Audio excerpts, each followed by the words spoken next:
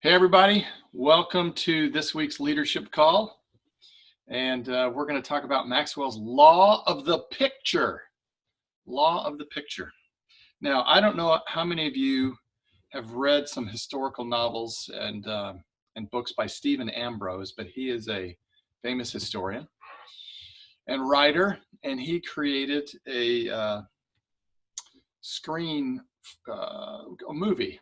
It became an HBO series called Band of Brothers, starring Tom Hanks. Steven Spielberg produced it. And I don't know who has seen Band of Brothers. Anybody? One? Okay. A few people have seen Band of Brothers. All right, so let me talk about why that's important in terms of the law of the picture. Maxwell kind of highlights that series because it's a World War II movie, and it describes the actions and leadership and the men involved with the Easy Company. They were the 101st Airborne Division of paratroopers in World War II. And the series on HBO chronicles that company from the time, even before Normandy, when they hit the beach, but all the way to the end of World War II. And it was a great group of very valiant warriors who fought together. And the leaders were the focus of John Maxwell in the law of the picture. So let me tell you a little bit about a few of the folks that he highlights in his book. There's some bad leadership examples who gave a bad example to the men. One of them is a guy named Sobel, whom the men hated. He was their leader in training, like in boot camp, and he just drove them mercilessly, was absolutely an authoritarian driver, off the chart, and wasn't in physical shape, but he made his men very, very much in shape. So he was a real difficult person to be around, which is okay if you're in boot camp. But when they got into combat, he didn't walk the talk. And his men, literally, when they were on the Normandy invasion into France, they literally took bets as to which man was going to shoot Sobel first, because they hated his guts so much. So that was one leadership example. Another one that they highlight in the series, there's one called Breaking Point, and in that they highlight a guy who's named Lieutenant Dyke. Now, Dyke is a different type of leader. He's what I would call, if you've heard the French term, a laissez-faire leader, which means hands off. He was uninvolved. He hated making decisions. The men didn't respect him at all. And literally, when they got into battles, he would just go for a walk. He would disappear. And so luckily, he was relieved of command at some point during the campaign. There was one leader who set a really good example. He gave a good visual for his squadron, and his name was Dick Winters. And he rose in the ranks to become a major, but he was probably one of the best commanders of World War II. He won the Distinguished Service Cross. And here's why he gave such a great picture to his men. He led by example. Whenever the bullets were flying, whenever things were going crazy, there was one particular example where the men were trying to take the French town of Foy from the Germans, which I think in French would be foi, meaning faith. But anyway, they're under heavy machine gun fire. They're pinned down. And he's urging his men to go forward, because if they simply stay in the ditches where they were pinned down under fire, they would be cut to pieces. So he was kicking his men, he was urging his men, he was yelling at his men, and they all loved him, but they're like, not going. So Dick Winters jumped out, got right into the thick of the fire, and he led the way. And so the men got up and followed him. So it was an amazing story. He was not killed, nor were many of his men. It was a success. They took the German outpost. But they did say something 35 years later. One of his men wrote, Floyd Talbot, a sergeant, wrote this. He said, "I'll never forget seeing you," talking about his commander, "in the middle of that road." He said, "You were my total inspiration. All the men felt the same way." And many years later, and this is all a true story, it's not just an HBO series. In 2006, Major Winters summed up his approach to leadership. Here's what he said: "I may not have been the best combat commander, but I've always striven to be.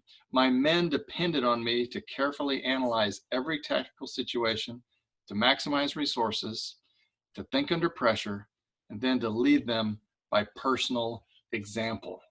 So that is the key, to lead by personal example. That's what we're going to talk about today. So if you're taking notes, you're like, wow, I should watch that on YouTube. You probably should. It's a good series of shows, Band of Brothers. But here's what we're talking about today. People do what people see. So write that down. People do what people see. And as we think about leadership, people cannot give to others what they themselves don't have. That makes sense. Followers cannot develop leaders, just like lid level number 2 people can't develop lid level number 8 leaders, right? So Maxwell says in this chapter, if you haven't read it, that leaders are both visionary and practical. Visionary in that they see the big picture, they think forwardly. Practical because they're also very tactical. Here's what we need to do next, all right? So during this call and going forward, I want you to think, some of you have had great mentors. So I want you to think, who have I had as a mentor in my life? I'll tell you about a few of mine in a minute. And then ask yourself this, once you think of who's been a good mentor to me, ask, how did I learn from them? By what they said or what they did? Think about that. So Maxwell's big point here in the law of the picture is that leadership is highly visual, right? Remember when you were a kid, you played that game? Maybe you did. Simon Says. Has anybody played that? Raise your hand. Okay, a few nods. Yeah, so when you're a little kid, it's like Simon says, put your hands on your hips. Simon says, put your hands above your head. Simon says, and you try to trick people, and they start following the visuals, and then you don't say Simon Says, and they do it anyway, because people do what people see.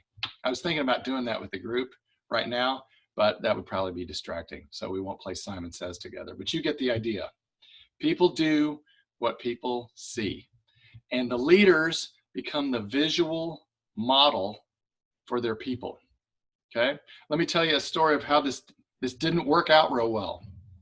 A good friend of mine, I won't mention his name, he worked at Southwestern. Well, his name's Marty Pyle. Who cares? You don't know him. So he was a great salesperson. Every summer he probably made $15,000 to $20,000 just in a summer, which is pretty good. So he worked hard and made great commissions. The problem with Marty was he didn't keep good records. His expenses were high. Some of the Southwestern people are smiling. Yes, I know people like this, but they didn't keep track of any of their records. And when Marty came back at the end of the summer, literally his business, his record keeping, his bookkeeping was in a shoebox. He said, well, here's my business. And he set it up on the counter and check out. And they're just like, what is this? He didn't have any weekly reports. He just threw all this stuff in a box. Well, every summer, for a couple summers at least, he lost thousands of dollars and was not a good example to his people. Well, here's the good news for Marty. If he made 20 grand, he could afford to throw away $5,000 or $6,000 and not know where it went just because he was disorganized. But question, could his first year people do that and afford it? You're right. No, they couldn't. But they followed his example. They all came in with tattered records, crappy bookkeeping, and when they showed up and couldn't find out where all their money went, and they lost thousands, some of them just broke even. It was not a pretty story at all. So people do what people see. That's what we got to remember. As some of you think sometime about getting married, who's thinking about getting married sometime, or maybe having a family? Okay, good. Excellent. Many of you are going solo through life. That's good. But for those of you that are thinking about having a family with children, much more is caught than taught. So you might write that down. When you're learning, much more is caught than taught. You maybe have had your parents say, do as I say, or like, why should I do that? And you're like whiny and complaining. Remember when you were a kid and they're like, because I said so. But they might do something different. You're like, hey, you didn't have to do. So the example is paramount. I can tell my children how to act, but they really picked up on what they saw, right? did they see me? So my question, as I thought and I pondered over the years, did they see me treating my wife well all the time? Did they see me being kind to people? Did they observe my actions matching my words? That's huge. Do what you say. Did they see me being generous with people that were less fortunate? I'm thankful that as they've grown up and now they're in their 20s, they are emulating the positive sides of what I tried to give as a leader in the family, that picture. All right. So if your words and your actions match, good news, you have much more impact on your teams and the people that follow you. You're what we call congruent. So write this down. Be a visual leader. Be a visual leader. 89% of what we know today, we know visually. That's how people learn. So everybody is watching everybody else. And if you're in a management position, or you're a coach, or you're like a third year person at LGFG or beyond, you're a veteran, here's the deal. People are watching you, right? Here's another thought. I'm giving you thoughts today rather than action points. The most empowering part of a leader's life is that good example in 3 areas. Maxwell says 3 areas. A good example in integrity, trust, and character. That's what people want to follow. Someone with integrity, someone they can trust, someone who has character. And it starts with little things. You know, if you're kind of angry, you're like, hey, we should start our meetings on time. Why are we always late here in the office? Blah, blah, blah. And you're the leader, the office leader, and you're not showing up for meetings on time. Guess what? They will do what they see. So always be a few minutes ahead and begin on time, no matter what the deal is, no exceptions. If being punctual is important to your office environment. And here's the deal. How many of you would like to be leaders at LGFG? Booking buddies, how many of you like to be clothiers someday?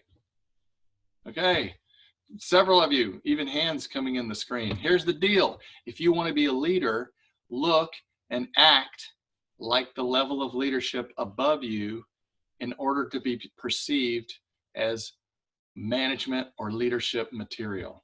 In other words, you have to act the part, right? So it's not, this isn't just a call for the current leaders. This is a call for everybody. Maxwell says this: every effective leadership mentor makes the development of other leaders one of the highest priorities in life. That leader, and I'm thinking of Dimitri on this quote, he knows that the potential of the organization depends on the growth of its leadership. The more leaders there are, the greater its chance of success. Doesn't that remind you of LGFG? Yeah? I mean, think of all the leadership calls and the advanced sales calls and all the developmental calls that Dimitri had. We do it 3 times a week at least, and some of you individually, just to help you develop as a leader. And because the more leaders there are, the more leaders that you will attract as an organization. So the potential of LGFG depends on your growth as leaders. All right? So let me give you a few thoughts. I'm going to give you 3 or 4 thoughts to think about this week, since we're talking about the law of picture, and then we'll kind of wind down. Know this, leaders and veterans that are listening, followers are always watching what you do. Followers are always watching what you do, right? And I remember when young leaders in the company I worked with before wanted to become district sales managers, which was kind of like just getting over the edge into like heavy duty leadership at Southwestern. They always asked me, how should I act around people? Because they were working with people that were peers, that were about the same age. So if they were 24 years old and becoming a district sales manager, and they're working with fellow 24-year-olds, some friends of theirs from university, well, how do I act? Should I still party? Should I be one of the gang, or should I start acting differently? Should I try to date my first year people? I recommended not on that one. But the fact is that people are always observing and watching you. Okay, so know that.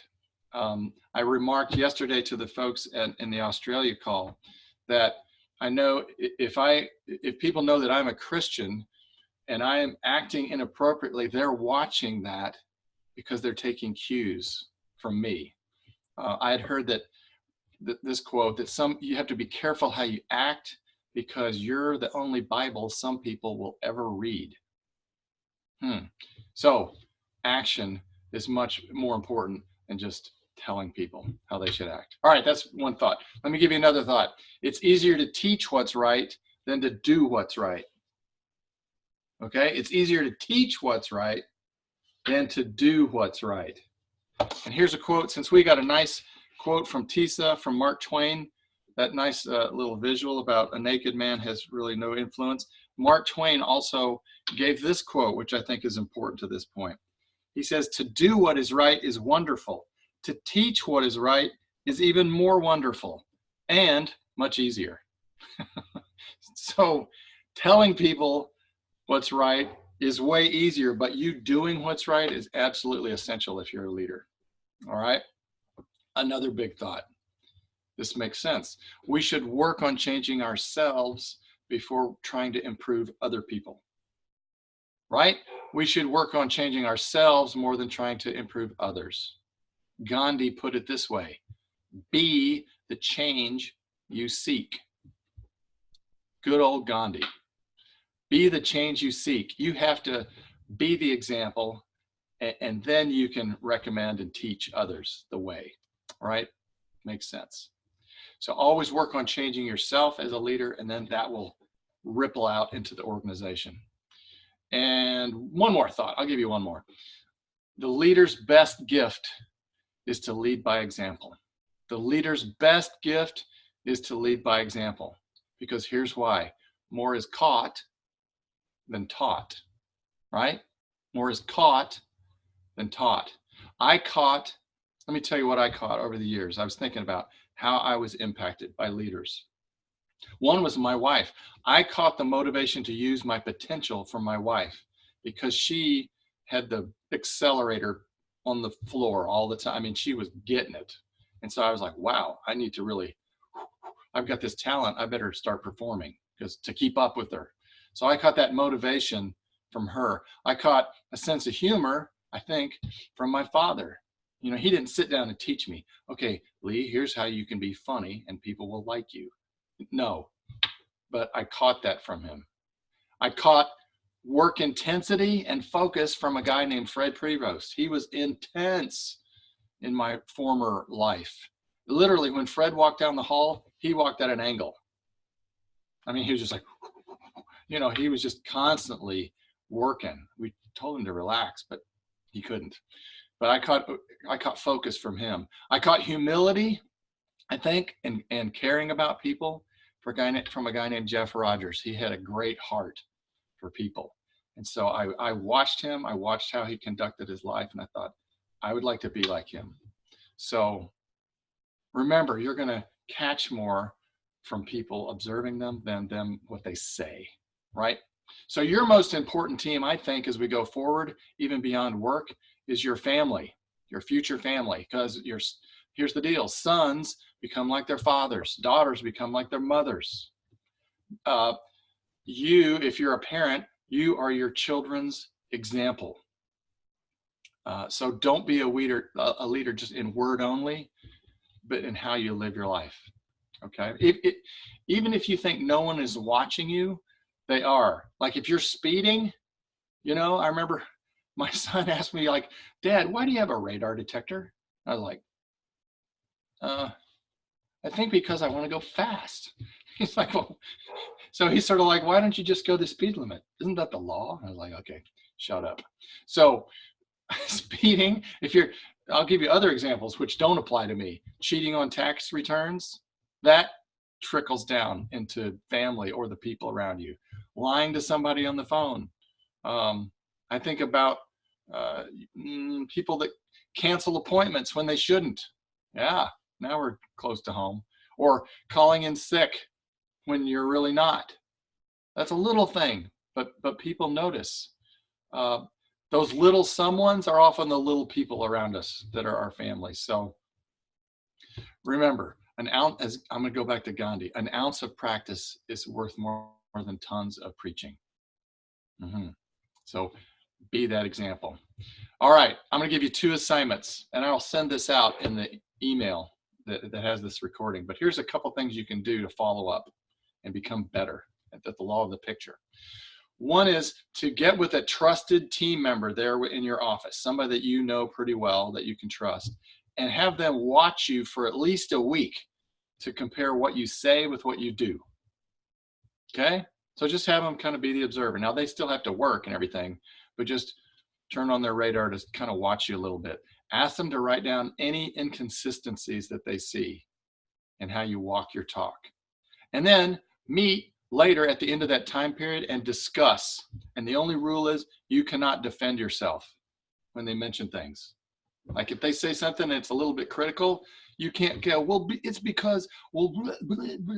You can't defend. You just have to like button your lip and go, there must be some truth in what you say. So that's one way to tackle this law of the picture. Here's another one. Write down at least 3 things you wish your team or office did better than they currently do right now. Make a list. What are 3 things you wish your team or office did better than they currently do? Then grade your performance in each area. All right? So if your scores are low, you need to change your behavior. That makes sense. If the scores are high, then you need to make your example more visible because they may not even see what you're doing to kind of copy that or echo that.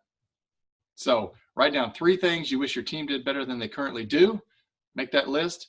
Now grade your performance. And if your scores are way too low, you got to change in order to impact them. And if your scores are too high, then you need to let people know by have them observe you more often.